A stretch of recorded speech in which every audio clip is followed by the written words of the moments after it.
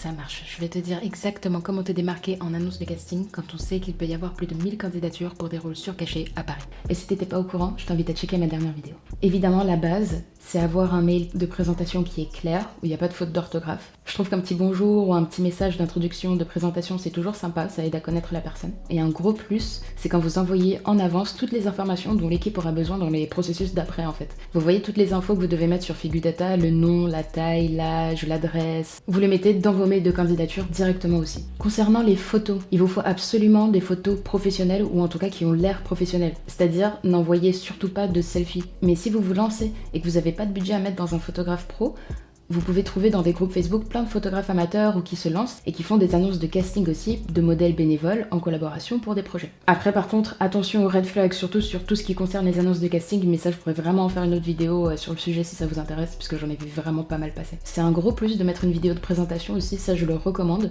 Tout le monde ne va pas forcément la regarder, surtout si c'est pour un rôle de figuration, mais par contre vous pouvez rester dans la tête de quelqu'un qui plus tard vous reprendra pour un prochain rôle. Le nerf de la guerre en vrai c'est la bande démo. Ça, au plus tôt vous pouvez en avoir une bien fournie, le mieux c'est. Quand je dis bien fournie, c'est-à-dire avec une pluralité de projets. Si vous avez que des rôles d'ados par exemple dans votre bande démo, automatiquement on vous catégorisera. Donc le mieux à mon avis c'est de faire plusieurs types de projets différents, par exemple des courts-métrages bénévoles pour enrichir son portfolio. Mettez pas d'introduction, pas de titre qui dit bande démo avec votre nom écrit en gros. C'est un peu vieillot, on va être honnête. Ça fait perdre un peu de temps aussi au début, alors que si on rentre dans le vif du sujet, parfois on peut donner une impression encore plus forte au premier visionnage à la personne. Abonne-toi pour plus de coulisses sur la réalisation audiovisuelle et on se dit à la prochaine.